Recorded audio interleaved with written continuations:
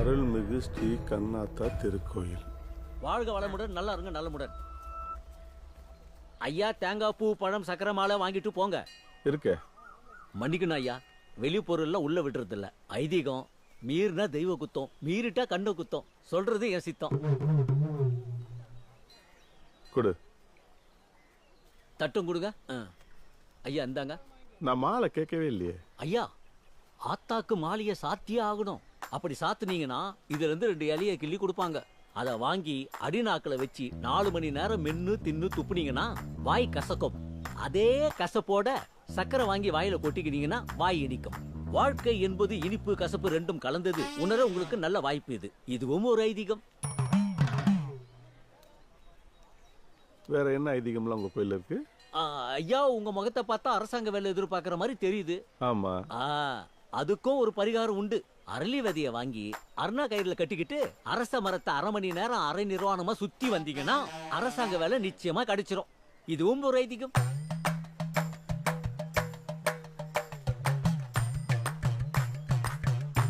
சுயம்பாய் தோன்றிய கண்ணாத்தாலே நமஹ.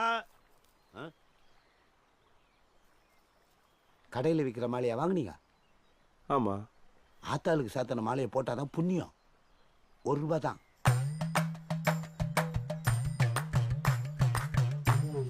எதுக்கு புதுசா வந்த தாசில்தார் நம்மள வர சொல்லியிருக்கான்? அரச மரம். ஏன்பா, நேத்து தான் அவரு நம்ம கோயிலுக்கு வந்தாரு. ஆத்தா அதுக்குள்ளே அவரை தாசில்தார் ஆக்கிச்சு பாத்தியா? உண்மையிலேயே நம்ம ஆத்தாளுக்கு சக்தி இருக்குப்பா. முருகேசு அவர் ஏற்கனவே தாசில்தார் தான். நேற்று வேவு பார்க்கறதுக்காக கோயிலுக்கு வந்திருக்கோம். சார் வணக்கம். அதிகாரிக்கு வணக்கம். ஏதோ பார்க்கணும்னு சொல்லி கூப்பிட்டுருந்தீங்களா? வாங்க வாங்க, எல்லாம் வெளியில் வாங்க. ஒரு அரசு அதிகாரினா என்னை ஏமாத்தி எங்கிட்டே இவ்வளோ விற்கிறீங்கன்னா அப்ப சாதாரண மக்கள்கிட்ட எப்படி கொள்ளையடிச்சிருப்பீங்க? சார் கன்னத்தில் போட்டுங்க சார். ஆத்தா கோவத்துக்கு ஆளாயிடாதீங்க சார். பானை ஒன்று வச்சிடலாம்பா. நாளைக்கு உன் கோயிலோட வரவு செலவெல்லாம் என் டேபிளுக்கு வரணும். முருகேசு சார் ఏంటి చెప్తాను అర్థమైందా? டபு டபு. சார் இது என்னோட சொந்த இடத்துல இருக்கிற கோவில். இதோட வரவு செலவு கணக்கை பற்றி கேட்க அரசாங்கத்துக்கு உரிமை இல்லைன்றது உங்களுக்கு தெரியும்னு நினைக்கிறேன். அப்படி தெரியலனா இதே சீட்டில் இருந்த சிவகுமார் சார்கிட்ட கேட்டு தெரிஞ்சுக்கங்க. வரட்டுங்களா? ஒரு நிமிஷம். நான் சொல்றத கேட்டினா இதை விட 10 மடங்கு சம்பாதிக்கலாம். எப்பா உட்காருப்பா. ராமசாமி, உன் கோயில் வேணா பிரைவேட் ப்ராப்பர்ட்டியா இருக்கலாம். ஆனா உங்க ஆத்தா மகிமையில மனமுருகி எத்தனையோ பேர் நகையாவும் நிலமாகும் உங்க ஆத்தா பேர்ல எழுதி வச்சிருக்காங்கல்ல.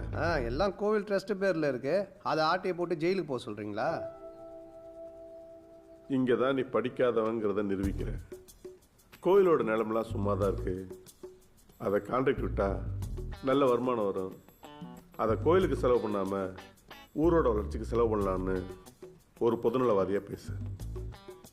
எனக்கு தெரிஞ்ச கான்ட்ராக்டரை இறக்குறேன்.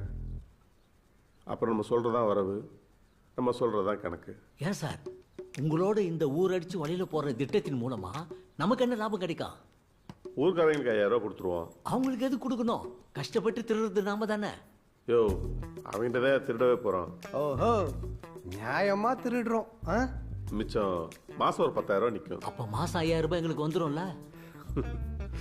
ஐடியா கொடுத்து கான்ட்ராக்டை பிடிச்சி காசு வசூல் பண்ணி கொடுக்குறேன்னு கேட்டாயிருப்பா.